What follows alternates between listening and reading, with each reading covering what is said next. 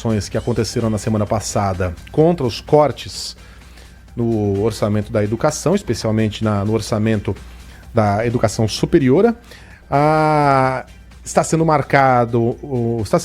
sendo marcadas uma série de manifestações em apoio ao presidente Jair Bolsonaro.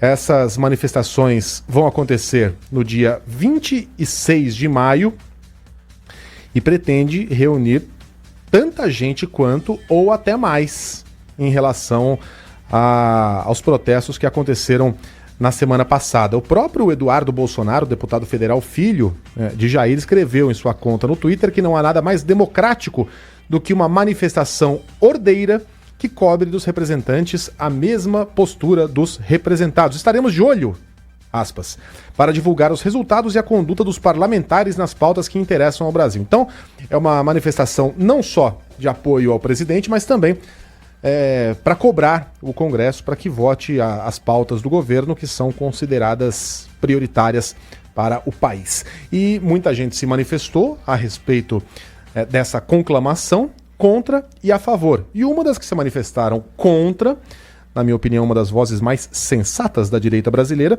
foi a deputada estadual Janaína Pascoal, do PSL, partido do presidente.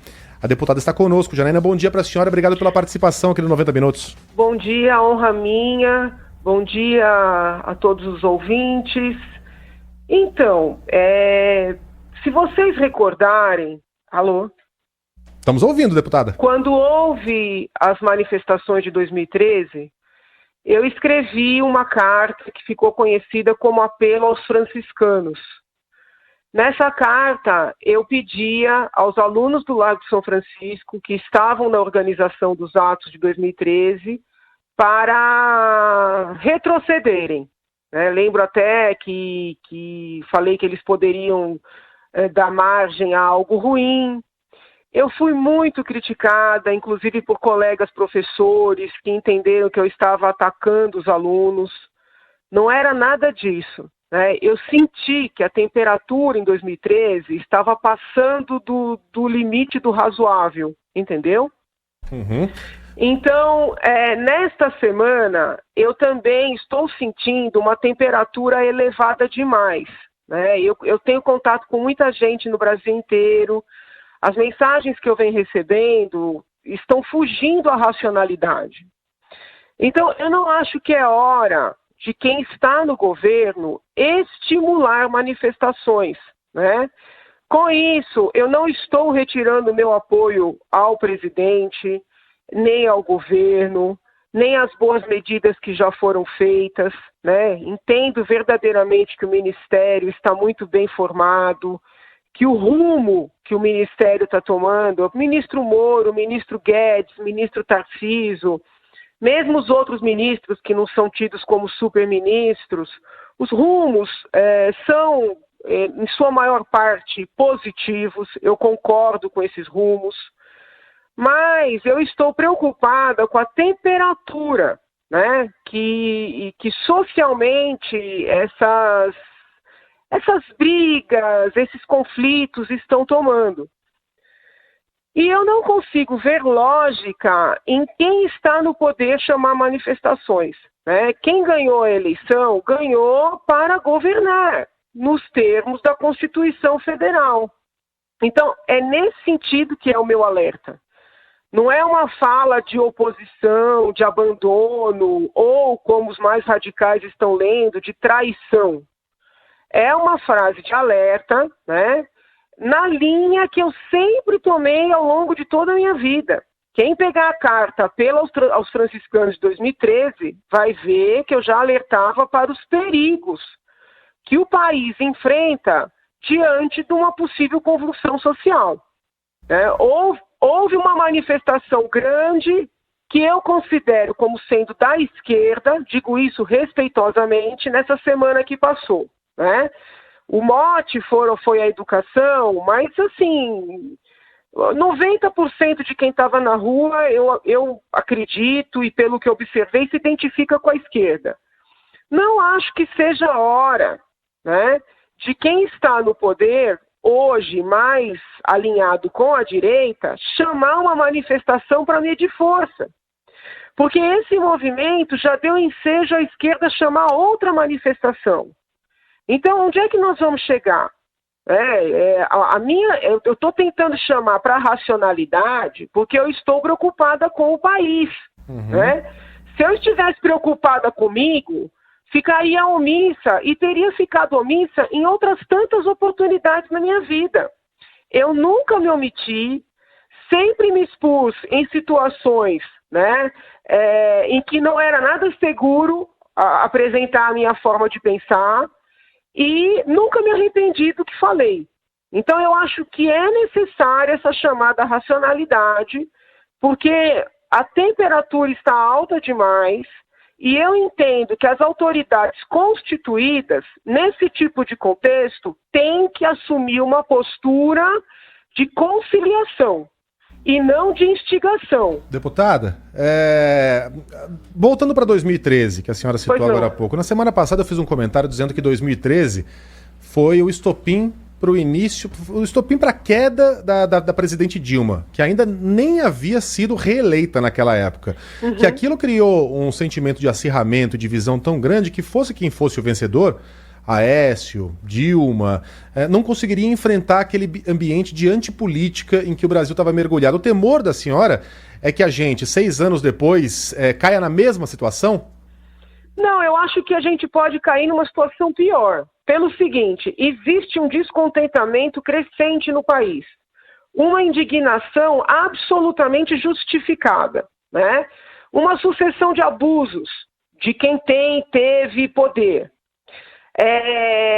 Naquele momento, esse sentimento todo eclodiu de maneira absolutamente desorganizada. Foi importante para as mudanças que foram feitas? Foi importante.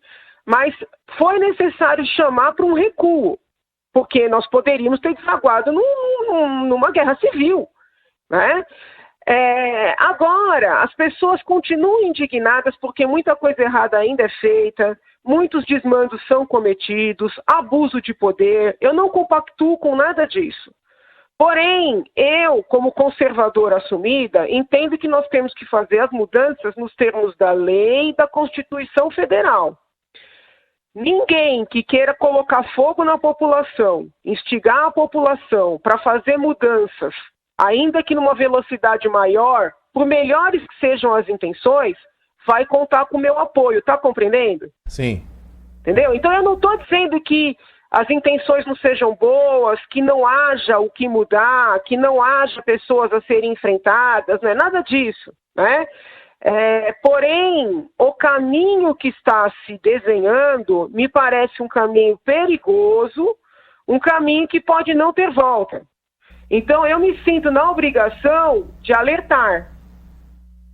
Deputada, bom dia, é o Caio falando. Tudo bom, Caio? Tudo jóia. Eu concordo com a sua fala e acho que é bem nítida a legitimidade da sua preocupação, mas a gente tem visto já desde o primeiro dia de mandato do governo um tom mais acalorado. Há quem concorde, há quem discorde, mas acho que é irrecusável, inegável esse tom mais acalorado. A gente vê por parte de tweets dos filhos do presidente atacando inclusive o vice-presidente, agora contra as manifestações da esquerda, o próprio Jair Bolsonaro usando termos mais pejorativos, idiotas, úteis. E ontem a senhora, com a sua sequência também de tweets a respeito disso, de que é preciso parar de fazer drama e ir trabalhar, a senhora não vai um pouco contra essa sua própria convicção de acalmar os ânimos? Quem que seria a voz nesse momento para apaziguar essas discussões e celebrar uma paz entre esquerda e direita? Muitas pessoas estão me ligando dizendo que eu não deveria ter falado publicamente o que eu estou pensando, entendeu? Que eu deveria ter falado internamente, né? Mas não seria a forma como pensar e não só de expressar o pensamento? Não sei, você acha que eu fui agressiva? Acredito que pode causar essa leitura, talvez? Não, o que a senhora acha? Eu não acho, eu acho que eu simplesmente narrei a situação. Mas todo mundo está sujeito à crítica nessa vida, né? O que as pessoas estão me dizendo é que eu não deveria ter me manifestado no mérito ou na forma, né? Eu estava entendendo a crítica como sendo com relação ao mérito. Alguns estão me chamando de traidora. Talvez porque não façam uma análise das minhas manifestações ao longo do tempo. Eu sou uma defensora da Constituição Federal, da democracia, das instituições, entendeu? O que eu falei ontem está em absoluta coerência com os meus discursos dentro do Congresso durante o processo de impeachment, com as minhas falas ao longo de 2013. Então, assim, eu não mudei, né? O que eu via errado no PT, no petismo, eu apontei. E vejo ainda, né? Porque eles continuam iguais. O que eu via e vejo errado no chamado bolsonarismo, eu aponto e seguirei apontando. Deputada, quem está falando é o Garrafa. Bom dia para a senhora. Tudo bem, Garrafa? Tudo certo. A senhora disse que até está sendo chamada aí até de traidora, e já não é de hoje que a senhora demonstra uma certa insatisfação ou com comentários mais críticos ao PSL. E é um posicionamento muitas vezes contrário às lideranças do partido. Hoje, passados 5 meses, já o início da legislatura do estadual é um pouco depois, né? Mas colocado passados 5 meses do início do ano, a senhora se arrependeu de ter entrado no PSL? Não, mas para onde é que eu ia? O sistema eleitoral brasileiro exige que você tenha uma filiação. Qual seria outro melhor do que o que eu tô? Não tem. Então, a questão não é essa. Eu não estou falando, é tão difícil ser compreendido. Eu não estou falando de partidos, não estou falando de jogo eleitoral. Não estou nem um pouco preocupada com eleições, eu estou preocupada com o país, entendeu?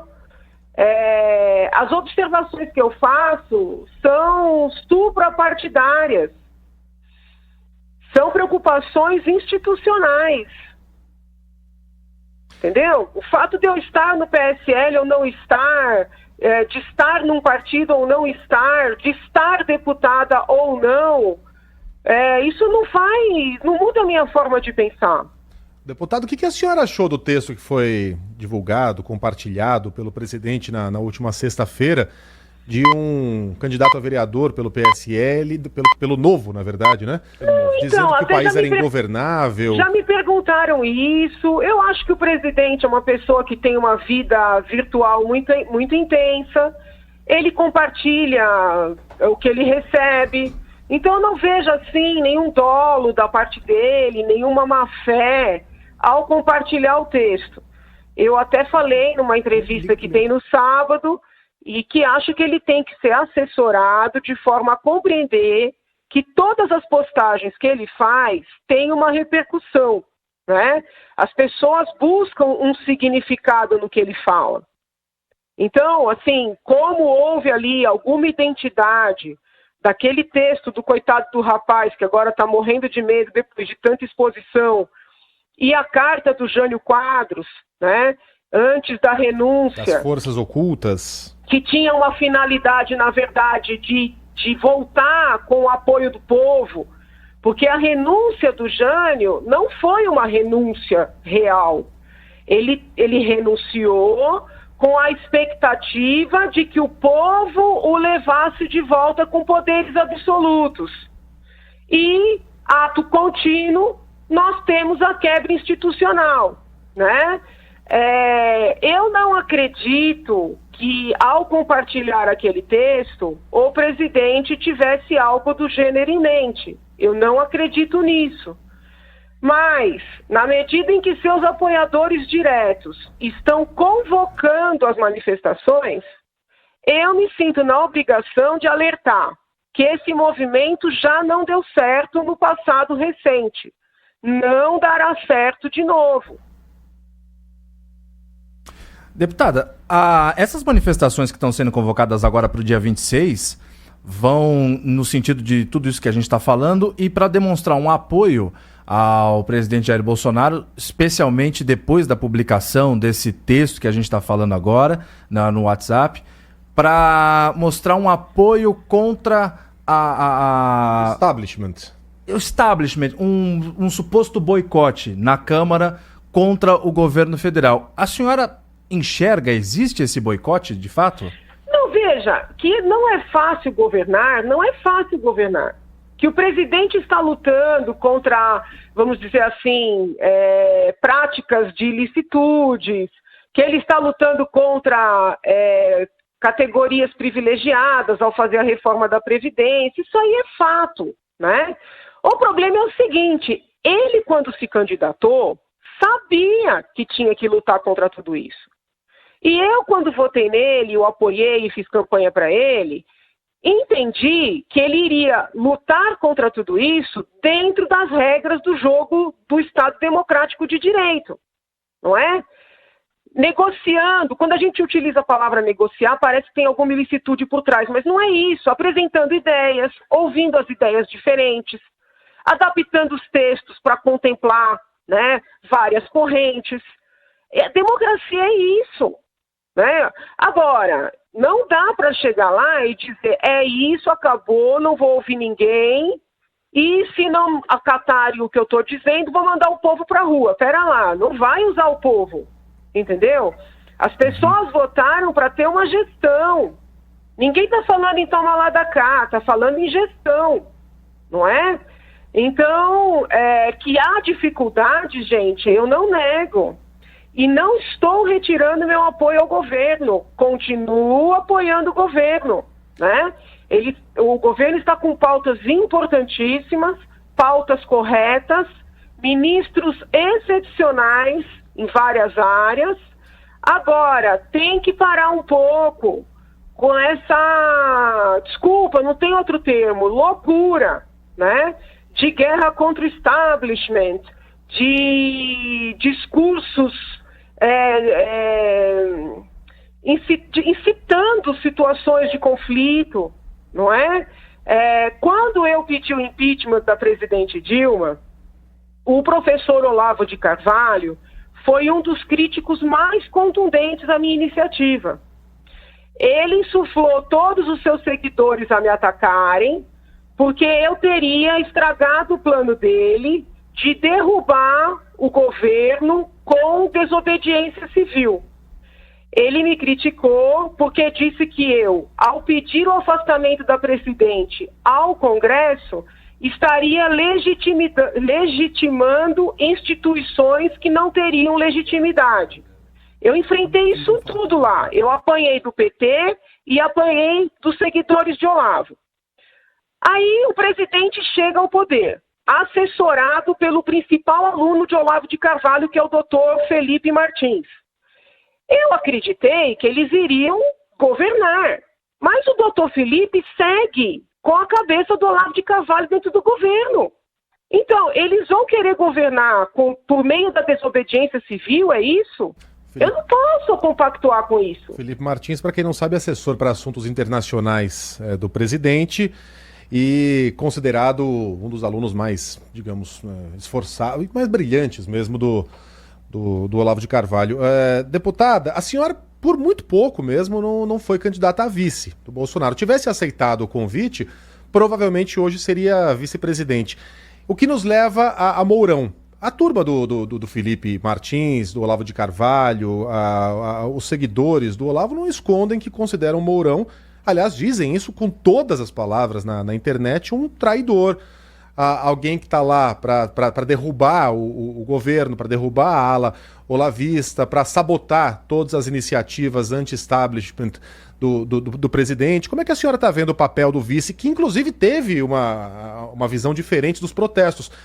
Fez um discurso mais apaziguador, dizendo que o governo ouve as manifestações, etc., enquanto o presidente estava lá chamando todo mundo de idiota, manipulável, imbecil, que não sabe quanto é 7 vezes 8. Eu também não sei. Mas como é que a senhora está vendo aí o papel do Mourão como vice nesses últimos meses? Veja, o pessoal do Olavo escolheu o Mourão. Eles agora negam isso, mas eles escolheram. Quando o presidente me convidou, eles infernizaram a vida de todo mundo, dizendo que eu não servia nem para presidir um time de futebol. Pode resgatar, eu não estou mentindo. Alguns deles me telefonaram dizendo que não me queriam vice porque eu sou boazinha demais, conciliadora demais, e não era isso que eles queriam para o governo. Então eles escolheram o general Mourão. Só que agora eles não estão satisfeitos. Então, assim, eles vão minando todo mundo e eles estão enfraquecendo o presidente. Eu vejo isso com clareza. Preciso avisar, entendeu? O que eu estou falando, eu não estou falando por estar contra o presidente, eu estou falando por estar a favor. Ele tem que afastar essa gente, senão ele não vai conseguir governar. Deputada, agora a senhora, apesar de ser um assunto que eu vou tocar agora sobre o Congresso Nacional, sobre deputados federais, mas a senhora usa bastante Twitter, que a gente pode ver também, e uma discussão que iniciou-se no Twitter foi terminar só no sábado, e começou na sexta e terminou só no sábado, que foi a deputada Joyce Hasselmann e a Carla Zambelli. A Carla Zambelli falando que tenta conversar com a Joyce Hasselmann, até no privado, mas não consegue, aí ela colocou tudo ali no ventilador mesmo, colocou no Twitter, e a Joyce respondeu falando que tinha caso de nepotismo, atacando de forma pessoal a deputada Carla Zambelli. Eu queria saber qual que é a impressão que a senhora tem em relação a isso, essa troca de farpas públicas entre duas lideranças do PSL, deputada. Eu acho que se já tem duas brigando, é melhor uma terceira não falar. Então eu não vou responder, muito embora respeite o seu direito de perguntar. Cabe mais uma? Por favor. Deputada, a senhora falou... Acabou-se de abrir um espaço. A gente tá... Muito obrigado. A senhora falou uma coisa interessante, é o Caio novamente perguntando, deputada. Pois não. A senhora falou uma coisa que me chamou a atenção agora, sobre aconselhar o presidente Jair Bolsonaro a se afastar da chamada ala olavista que tem causado alguns atrasos. Não sou eu quem estou dizendo, são os fatos que estão aí colocados em cima da mesa, como essas agressões gratuitas à ala militar que apoia o mesmo presidente. A senhora já chegou a falar isso ao presidente Bolsonaro? Qual foi a resposta dele? Qual o posicionamento dele? Infelizmente, eu perdi o contato com o presidente. Eu tenho que falar publicamente porque eu não tenho esse acesso, né? Eu não tenho. E eu estou vendo o presidente afundar. O presidente tem pautas importantes, tem pautas positivas.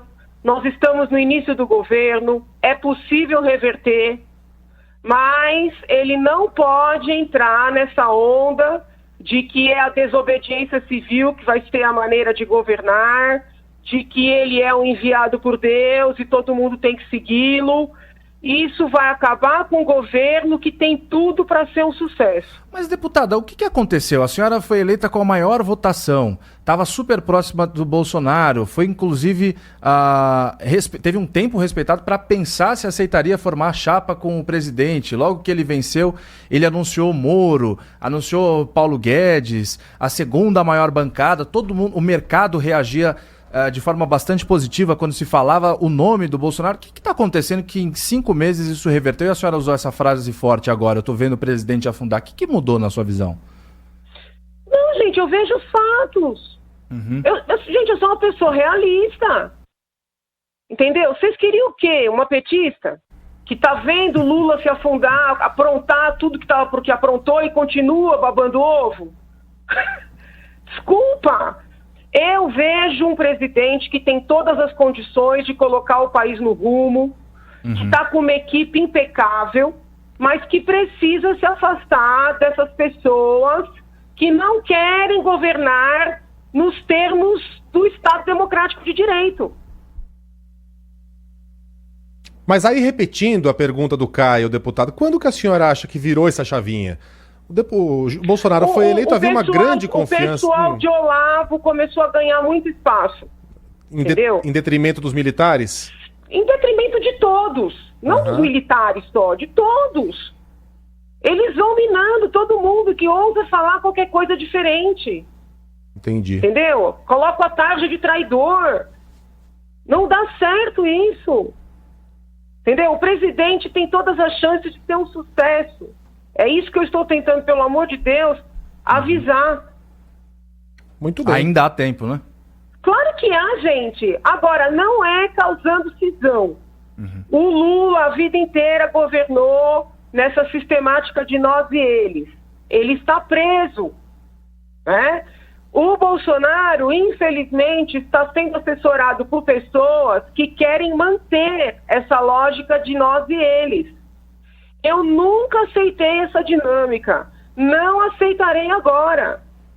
Entendeu? Um líder, um governante precisa unir o seu povo. Não é impor uma visão única, mas é lembrar que nós somos um único povo. Entendeu? É tentar convencer, é dialogar. Não é isso que ele está fazendo. E o principal assessor dele está estimulando que ele haja dessa forma. Muito bem, conversamos com a deputada Janaína Pascoal. Deputada, obrigado pela participação aqui no 90 Eu que Minutos. agradeço. Sempre um prazer conversar com a senhora. A honra é minha. Fiquem com Deus. E Até quem está mais. na